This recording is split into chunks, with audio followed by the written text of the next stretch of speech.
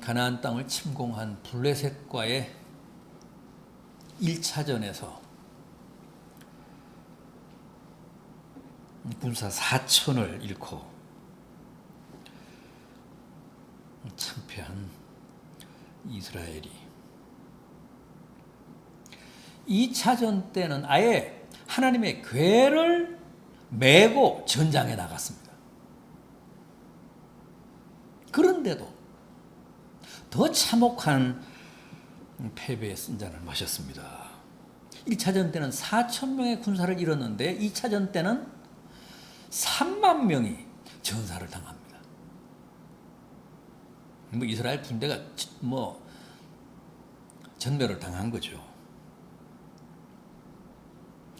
또 하나님의 언약궤까지 적에게 빼앗겼습니다. 그러니까 하나님마저도 적의 포로가 된 겁니다. 더구나 블레셋 사람들이 하나님의 언약궤를 빼앗아서 자기들의 수호신인 다곤 신전에 하나님을 가두잖아요.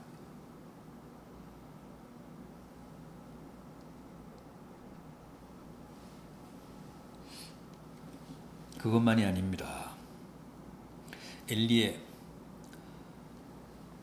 두 아들, 엘리 제사장의 두 아들 홈니와 비느하스가 제사장이니까 이제 하나님의 언약궤를 메고 나갔는데 전장에 나가서도 그 두 아들이 언약궤를 관리했는데 그 홈니와 비느하스마저도 죽었습니다.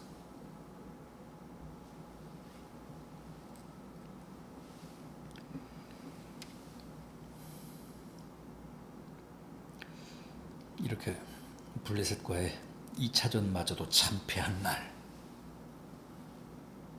베냐민 지파 출신의 한 전령이 그 전장에서 탈출해서 자기의 옷을 찢고 머리에 티끌을 쓰고 실로로 달렸습니다.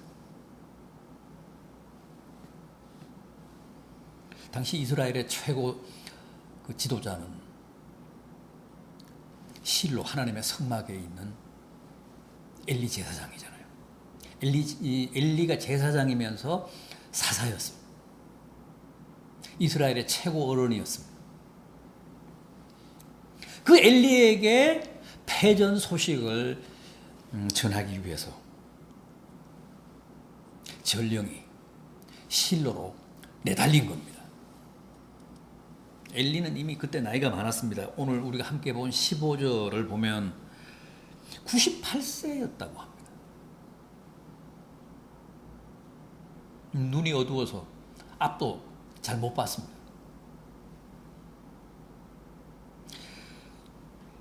그런데도 엘리는 지금 안절부절을 못합니다.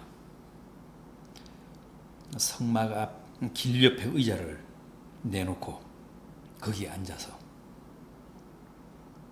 전선의 소식만 기다리고 있습니다. 자기 아들 둘이 다 그 전쟁에 참전을 했기 때문이라기보다는 여호와의 궤를 전선으로 가져갔기 때문에 엘리가 지금 이렇게 불안해하고 있는 겁니다.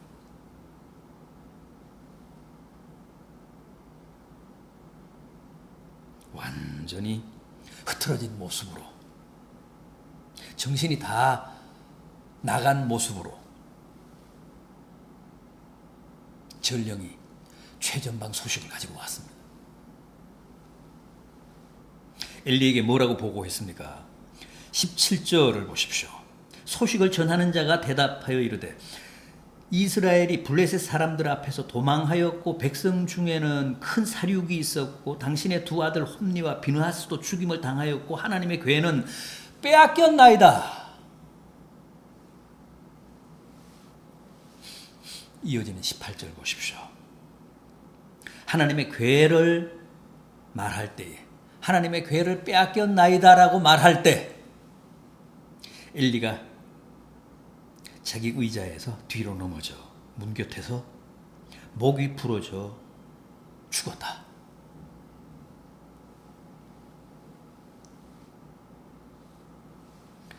여호와의 궤를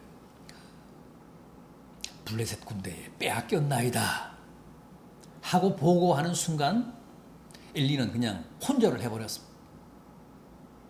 정신이 나갔습니다. 그런데 몸은 비대하지. 자기 몸을 잘 가누지도 못하는 그만큼 연로한 사람이 혼절을 하는 순간 그냥 의자에 앉은 채로 뒤로 나자빠져서 목이 부러져 죽었다는 겁니다.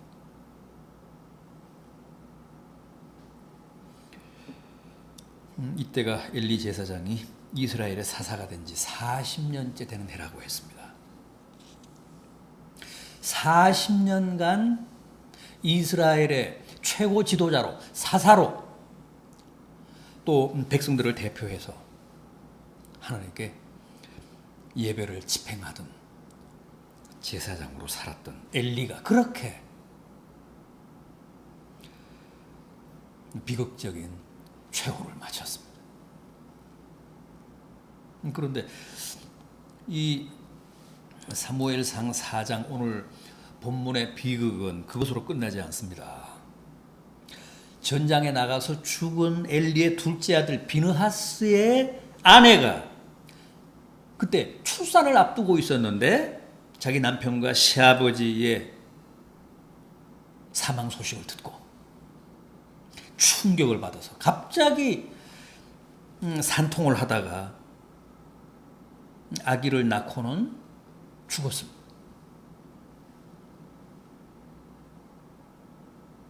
그런데 그 엘리의 며느리 비느하스의 아내가 죽기 전에 뭘 합니까? 아기의 이름을 장명합니다. 이가봇이라고 했습니다. 이가봇이라는 뜻이 뭐라고요? 하나님의 영광이 떠났다.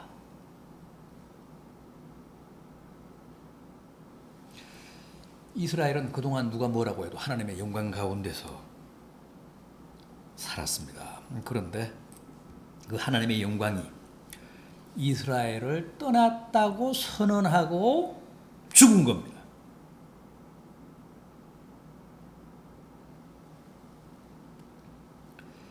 (21절을) 보십시오.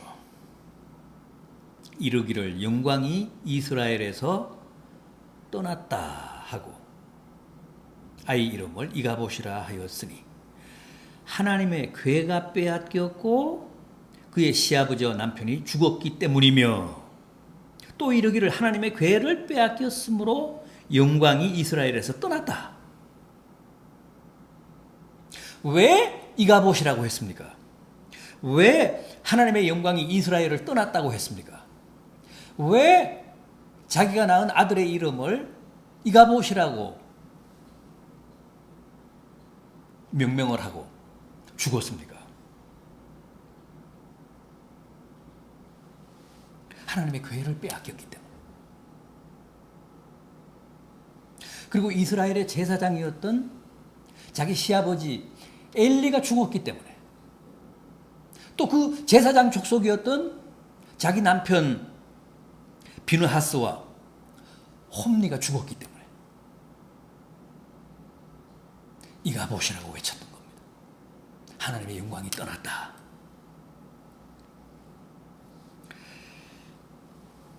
여러분, 하나님의 궤, 언약궤, 법궤는 곧 하나님의 임재를 상징하잖아요. 하나님의 영광을 상징합니다. 이스라엘이 하나님의 영광 가운데서 살았던 이유는 이스라엘 가운데, 이스라엘 한복판 성소에 여호와의 궤가 있었기 때문입니다. 그래서 이스라엘 백성들이 하나님을 늘 모시고 살았던 거예요. 이스라엘 가운데 하나님의 궤, 하나님의 임재를 상징하는 여호와의 궤가 있는 동안은 이스라엘 백성들이 하나님의 영광 중에서 살았습니다. 그런데 이제 하나님의 그 괴를 적에게 빼앗겼습니다. 하나님이 적의 볼모가 됐습니다. 포로가 됐습니다. 그래서 이스라엘을 떠나 지금 블레셋의 영토에 가야 계십니다. 그러니까 이가봇이죠. 하나님의 영광, 하나님의 임재, 하나님의 존재 그 자체를 상징했던 여호와의 괴가 지금 이스라엘 가운데 없습니다. 포로가 되셨습니다. 이스라엘을 떠나셨습니다.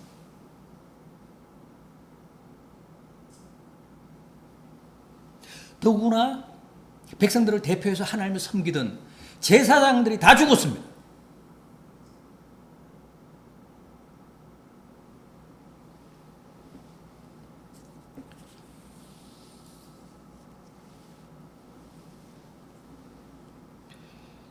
그러니까 정말 지금 이스라엘 상황은 이가봇입니다.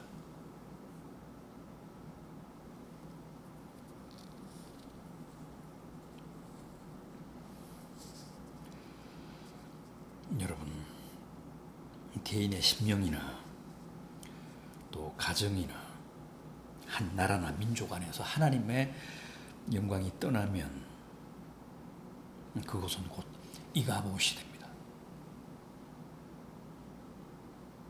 또 이가봇 상황이 되면 누구나 다 불행해집니다. 하나님이 안 계시면 사회나 나라나 민족이 다 불행해집니다. 하나님이 안 계신 가정과 개인이 행복하겠습니까? 무사하겠습니까? 형통하겠습니까? 안전하고 건강하겠습니까? 하나님 간섭 없이, 하나님 도움 없이 제 힘으로 싸우고 전장에 나가서 적과 전쟁을 벌인들 그 전쟁을 승리로 이끌 수 있겠습니까? 세상을 이기겠습니까? 자신을 이기겠습니까? 하나님이 도우시지 않는데, 하나님이 나를 격려하시지 않는데, 하나님이 내 편이 아니신데,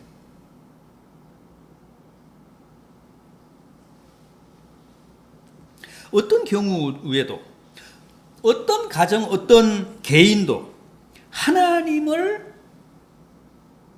잃어버리면, 하나님을 적에게 빼앗기면 불행해집니다. 망합니다. 무너집니다. 어떤 적도 이길 수 없습니다.